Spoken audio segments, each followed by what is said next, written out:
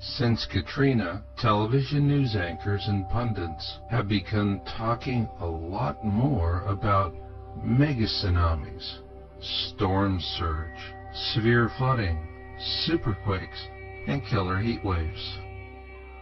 Where in the world did all these new superlatives come from, and how did they creep into the vernacular without causing a panic? Are TV networks using them to get us to tune in? Or does all this go much deeper than that? After the tragic loss of life resulting from the Sumatra superquake and tsunami in December 2004, more precautionary tsunami warnings are being issued after every large earthquake than ever before. Worldwide droughts are placing hardships on man and beast alike, as once productive farmlands are now being lost at a staggering rate. Likewise, a growing number of cities are adopting strict water rationing measures to conserve their shrinking reservoirs. Our forests are also starved for water and now being consumed by uncontrollable fires. Some are so vast in scale, their smoke trails blanket multi-state regions. For Americans, the months of August and September have always been about last-minute summer vacations and getting the kids back into school. Now it's about getting out of harm's way should another Katrina-class hurricane make landfall. While the violence of these storms may be brief, recovering from the damage they cause can take years, if not decades. For those spared the grief of being in harm's way, it is a sad thing to witness. Those who do find themselves in harm's way usually suffer what they refer to as hell on earth, one replete with great outpourings of national sympathy and many broken promises of assistance. Even for those out of harm's way, there will be the economic consequences. We may not feel the bite of the storm winds or the raging waters of the flood, but will usually feel the bite of higher prices. It is inevitable that as those in harm's way begin to pick up the pieces, we are beset by a swarm of profiteers who will swoop down upon us all to feast upon an embarrassment of riches. Meanwhile, global warming debunkers assure us that Earth changes are part of a natural cycle. They tell us the many reports of ice packs, snowpacks, and glaciers melting away on the globe is of little or no concern. In fact, these smug debunkers assure us that the best thing we can do is not to believe our lying eyes.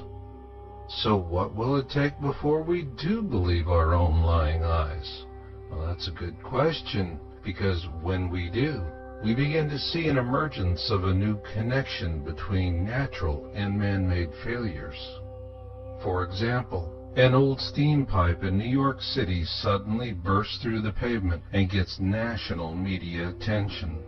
Given the media coverage, was this really a freak occurrence?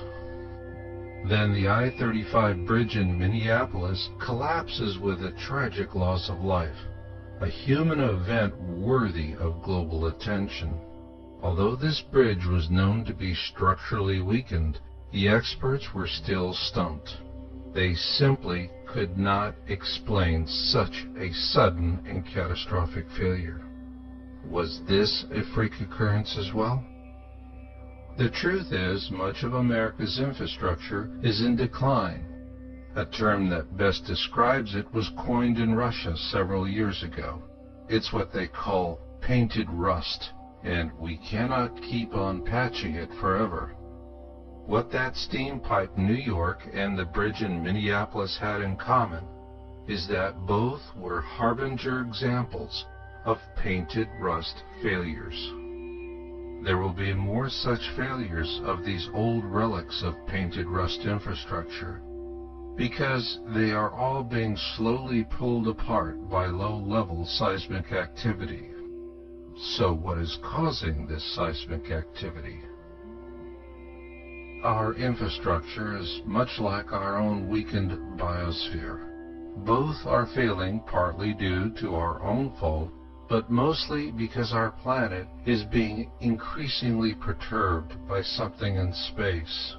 It is a massive object called Planet X, and it is approaching the core of our system. It has caused ancient cataclysms, and by 2012, it will revisit some of those cataclysms upon us once again. Could this really be true? If you're willing to believe your lying eyes, there is scientific proof.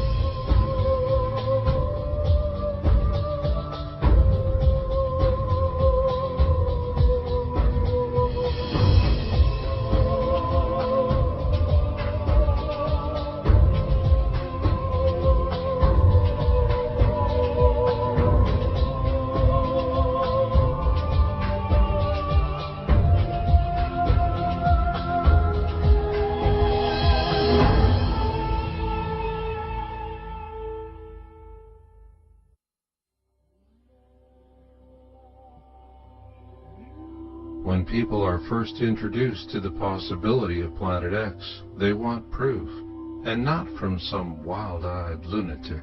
They want it from a reliable source, and rightfully so. To demonstrate this proof, we first need to understand how astronomers actually discovered the outer planets in our solar system. The search for Planet X actually began when early astronomers first observed perturbations in the orbit of Saturn. Through mathematics, they predicted the existence of Saturn's perturber. William Herschel, a German-born British astronomer, then used this mathematical prediction to discover the planet Uranus in 1781. Interestingly enough, astronomers soon found perturbations in the orbit of Uranus as well. Based on the perturbations observed in the orbit of Uranus, a brilliant young 19th century British mathematician and astronomer by the name of John Couch Adams mathematically predicted the existence and position of a massive object in the outer solar system, one he believed was large enough to be Uranus's perturber. Then, German astronomer John Gall used Adams' mathematical prediction to discover the planet Neptune in 1846. And as with Uranus, astronomers would then find perturbations in the orbit of Neptune as well. Consequently, the search for Planet X was far from over. When Clyde Tombaugh discovered the planet Pluto in 1930, many jumped to the conclusion that it was the mysterious Planet X that everyone had been looking for so long. However, when the mathematicians began running the numbers, it became quickly obvious that Pluto had nowhere near the mass to be Neptune's perturber. When you compare Pluto with the Earth, the math becomes self-evident. Here you see Pluto and the Earth. Pluto seems tiny because it is tiny. In fact, it's roughly 60% the size of our own moon. This is why Pluto was recently demoted to the status of a dwarf planet. Oh well, fame is fleeting, so let's refocus our attention on the critical point, which is the ongoing search for this elusive Planet X. In the spirit of Herschel, Adams, Gall, and Tombaugh, the National Aeronautics and Space Administration, NASA, continued the search for Planet X, and in 1992 they issued a landmark press release. It said, "Unexplained deviations in the orbits of Uranus and Neptune point to a large outer solar system body." of 4 to 8 Earth masses on a highly tilted orbit beyond 7 billion miles from the Sun. After this announcement, the whole topic of Planet X mysteriously disappeared from the media spotlight. And this takes us back to the 1984 U.S. News article stating that NASA's Infrared Astronomical Satellite, IRAS, detected an object of intense speculation in 1983. Could this be the same object they reported in 1992 as being 7 billion miles from the Sun and as massive as 8 Earths? Given NASA's silence on the matter, who is to say? But then again, this silence does beg the question, what did they see and what did it look like? Perhaps a good guess starts with the IRAS itself. When we use amateur telescopes and binoculars in our backyards to view the heavens, we're looking at the skies in the visible light spectrums. However, as the name implies, the Infrared Astronomical Satellite, or IRAS for short, was used to view the heavens in the infrared spectrum. Our military and paramilitary forces use infrared devices for surveillance and to target the bad guys at night. This is because infrared devices show us the heat signatures of objects, such as the engine in this jet fighter.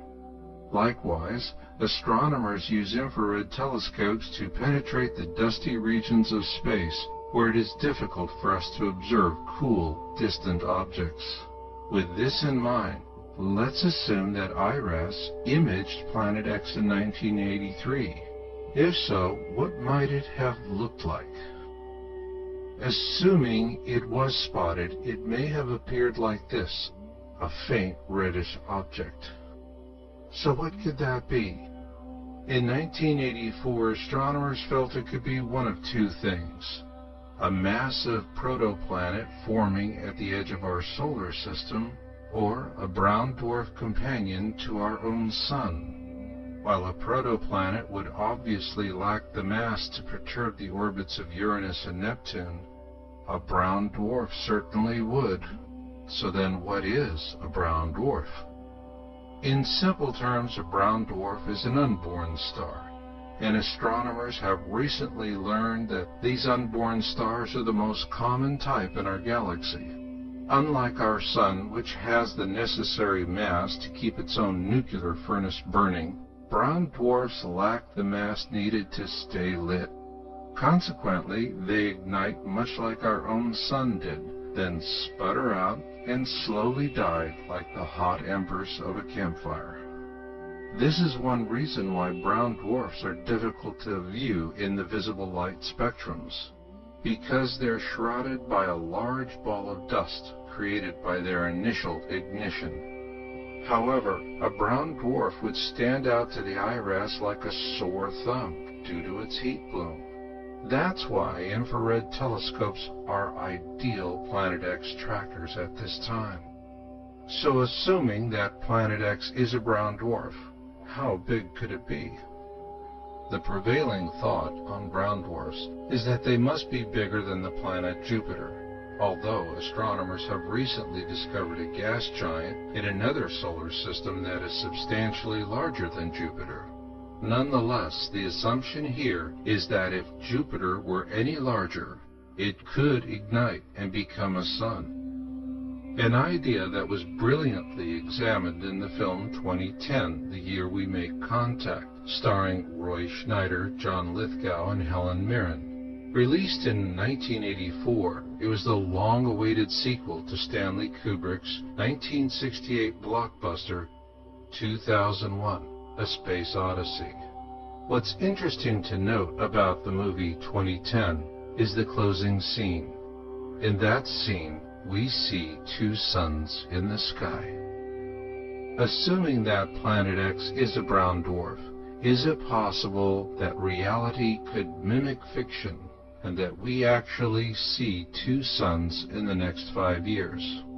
Yes, we could, if Planet X actually enters the core of our solar system.